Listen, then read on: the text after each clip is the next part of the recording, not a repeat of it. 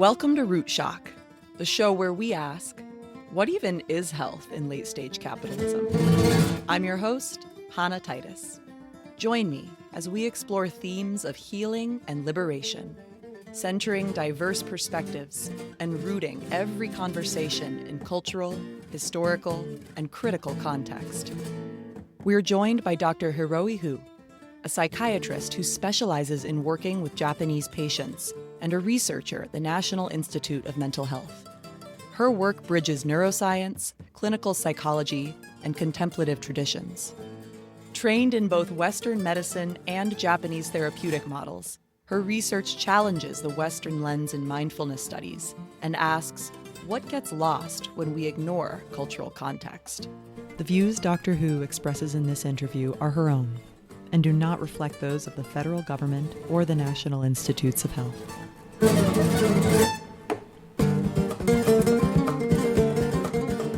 One thing that we're focusing on as we explore these stories of medicine is power structures, whether those power structures are social, political, theoretical.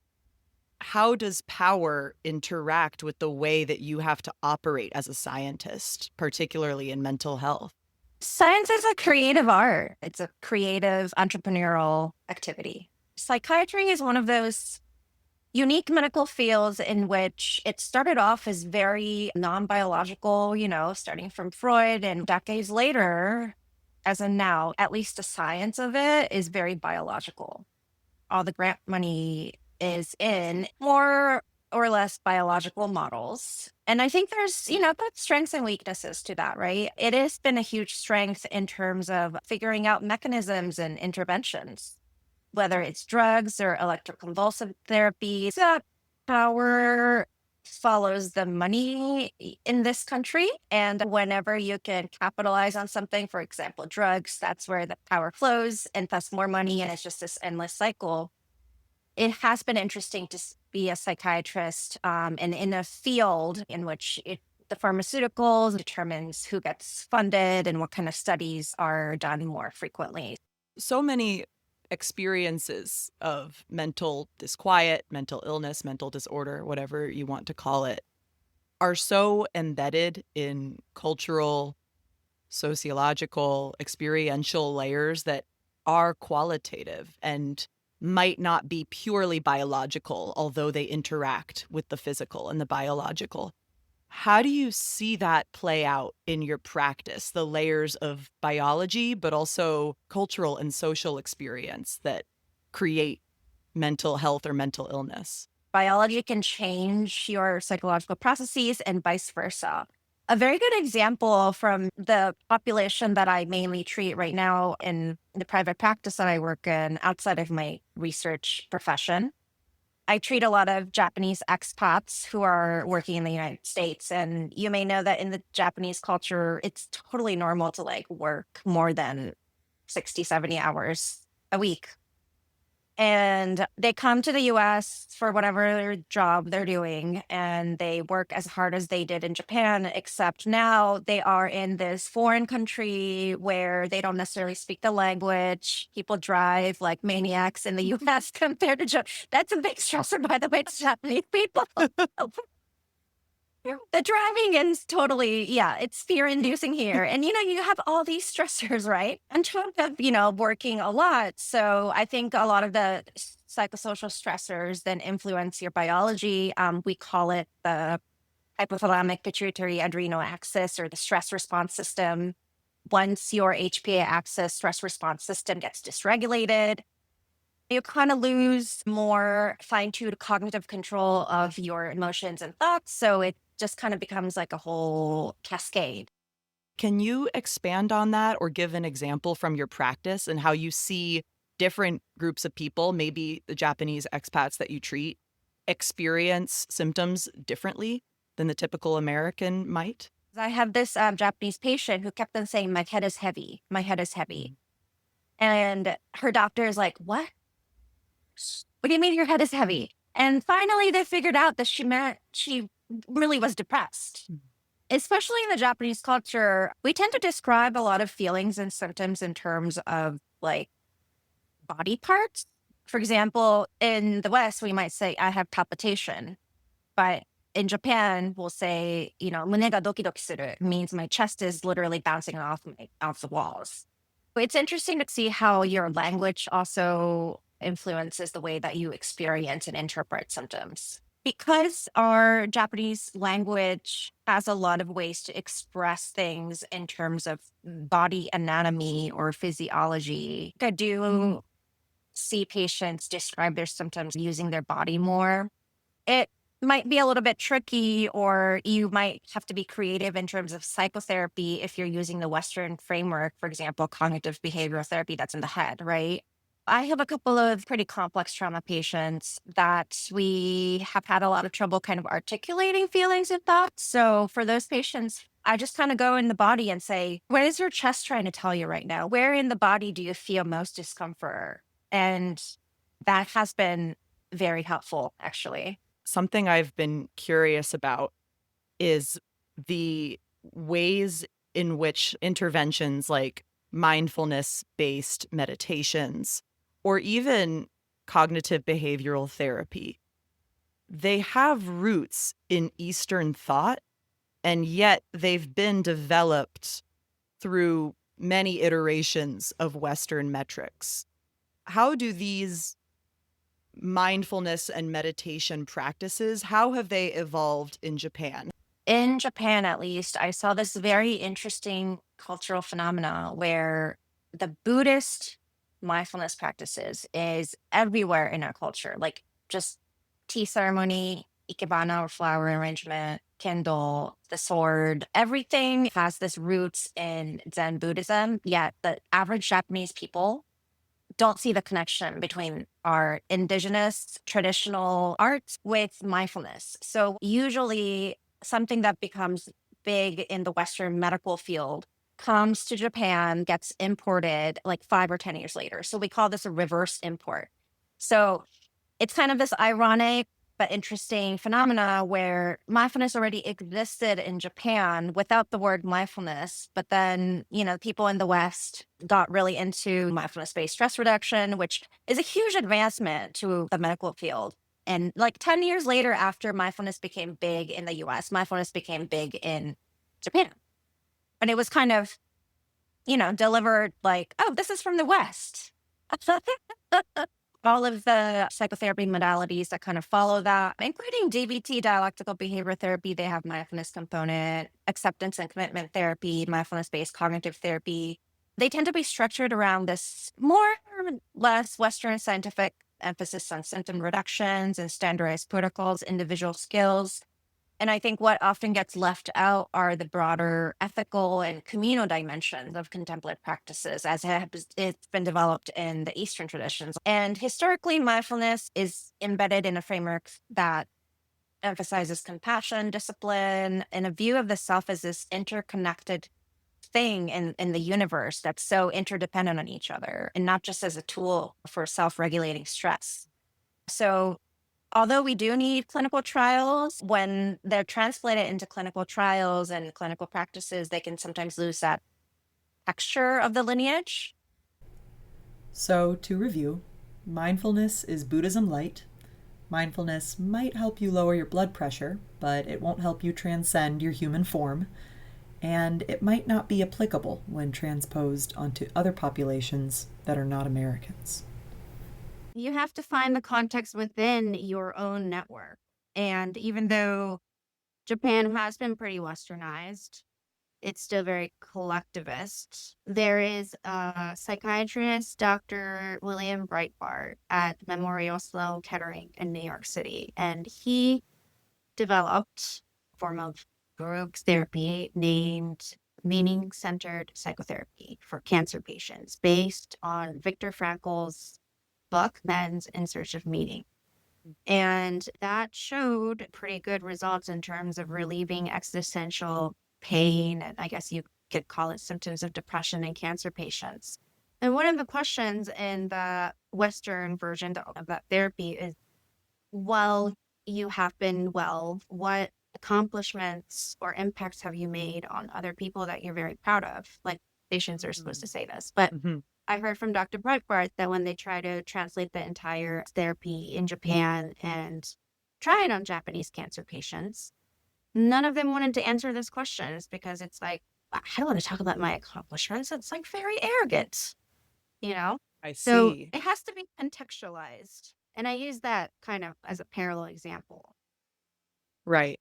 Because what you're describing, like these practices when they are culturally embedded, whether you're talking about tea ceremony, earlier you spoke about flower arranging, or just mindfully being in community, these are not just stress reduction techniques to regulate your cortisol and lower your blood pressure. You're talking about holistic practices that dynamically touch on multiple parts of human life, right? Whether it's community belonging, art, spiritual connectedness, that, at least in my experience, I love some mindfulness in my day, but it doesn't really give that full spectrum recipe. Some might call it the flow state. Csikszentmihalyi is the Eastern European psychologist who wrote about the experience of flow and a state of mind where you're totally absorbed in the activity that you're doing. Let's say it's mountain biking or gardening, and you almost like kind of there's this dissolution of subject and object, the self and the other, and you're kind of at one with whatever you're doing. And I think that's also kind of the same phenomenon described as mindfulness in Westernized Buddhism. It's a very unique state of consciousness. And even though things like Ikebana or tea ceremony, they have kind of a goal in mind, like to create your own tea or flower arrangement. But the process of doing it and being completely absorbed in it is very therapeutic in nature. Now, those things were not created as therapy, but for example, sometimes I would say to my Japanese patients in the clinic, what activities in the past have you done, hobbies or whatever, that you have completely forgot who you are and just get really absorbed in it? When someone's thinking back on a hobby or activity that makes them lose themselves and be in flow and feel joy, that has a dynamic of play to it. It's fun. I want to go do that activity. Whereas a lot of times when you think about mindfulness, you're thinking of a regimented meditation. But sitting down every day, while there's beauty in that discipline, I think it's a lot more accessible to invite people through play, as you've suggested. In the modern world, we all forgot how to be kids, but we always have this part of us, even if we're 80, that we like to play as children. It's just innate human nature. So I think that is definitely easier to prescribe to someone. There's also beauty in trying to form some sort of discipline to follow a mindfulness practice and taking that time. That could also be very good for someone who wants that structure. When I see these things implemented in a corporate setting, sometimes it's to draw workers in, like, look at our benefits, come work and generate profit for us at our organization. We care about your well-being. But the way it's pitched to leadership to implement is your employees will be more profitable to you if they're optimized. And if you give them this benefit of this meditation, they will be more productive. And I'm curious, do you have thoughts on how that not only affects like the practice itself, but also the people that are exploring it for themselves? I think the best case scenario is that if you use that corporate environment example, the employees go through the program and they self-optimize and they're more well-adjusted and they bring more profit to the company. That's a win-win situation. I don't think there's anything inherently wrong with that. In fact, I think that's comparatively better than a company that is not offering anything and still expects you to produce just as much. I do cringe sometimes when I see certain tech companies don't educate themselves about the context of where mindfulness come from. And I think that is one thing that I would ask the apps and whatever courses that these corporate companies are teaching is that just acknowledge where it comes from. I once saw these Instagram videos of tech company like bros from San Francisco, and they had like a meditation competition where I guess meditate the longer, or someone have like a neurofeedback thingy, and like who can, produce most theta waves, and it's just not what it was for. What would a culturally grounded and socially conscious model of psychiatry look like for you? As a professional in this field, how could mental health care better honor both individual and communal well-being? That's a very complex issue. The first step is to have your patient or an individual realize that they are part of the community. At the same time, they're an individual, and there's a delicate balance that works for everybody. And in therapy language, we call this boundary. Let's figure out where your boundary is. You draw the boundary when your partner starts going to the bathroom in front of you without the door closed. Okay, so you're not used to that, but that partner may have came from a culture that was totally normal in their household. So it's a very concrete way of saying what is yourself as an individual and what is yourself embedded in your ecosystems, whether it's your immediate family structure, your romantic relationships, your church, your school, or any web of social network. Because I think a lot of Americans struggle with the idea that we're individuals, and this country was founded on individualism, but there's no individuals without community.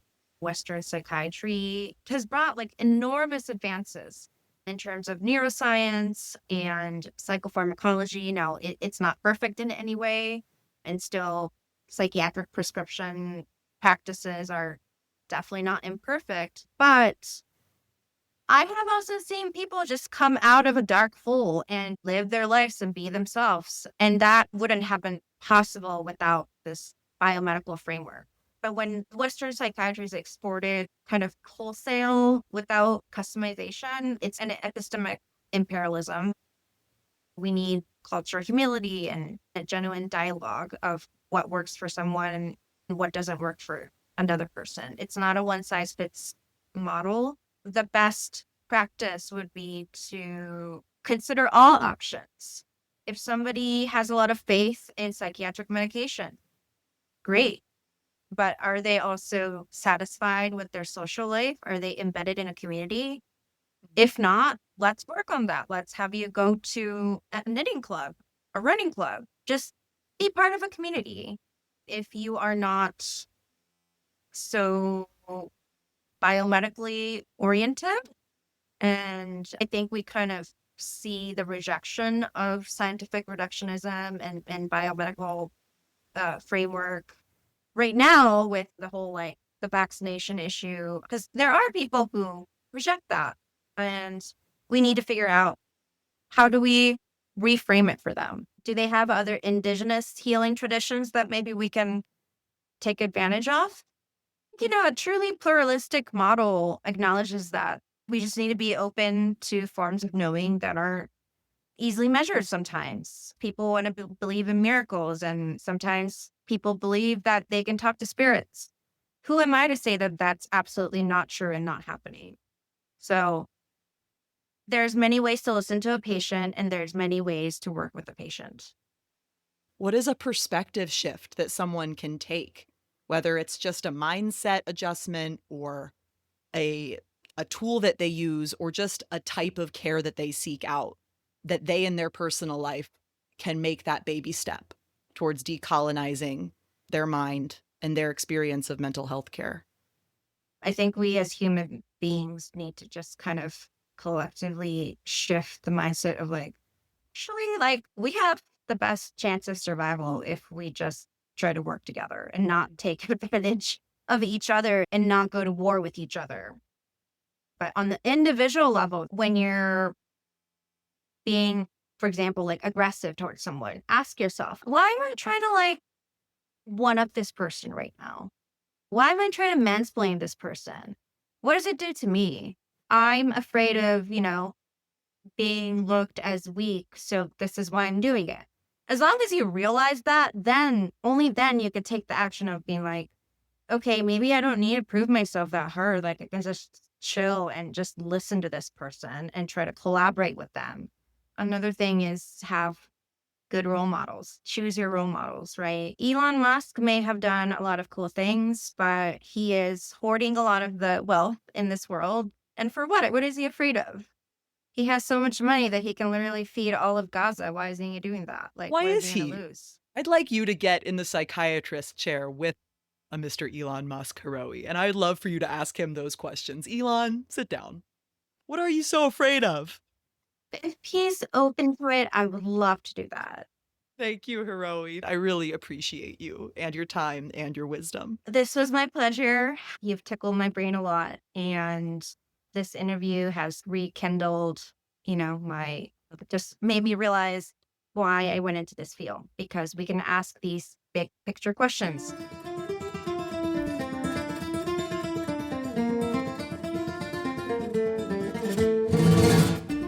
Hiroe helps us understand that mindfulness is historically rooted in lineages and traditions of collective belonging and interconnectedness, not simply as a tool for individual stress reduction. In these older traditions that mindfulness is based on, there's an emphasis on the inseparability of self and community. And one thing is clear, it's good for us to sit in contemplative practice. Whether you adopt a mindfulness practice, a Buddhism practice, or a meditation practice from a different lineage, it's probably helping your heart, mind, and spirit in many different measurable and non-measurable ways. Thanks for joining. See you next time on Root Shock. This episode was produced by Matt Kendrick.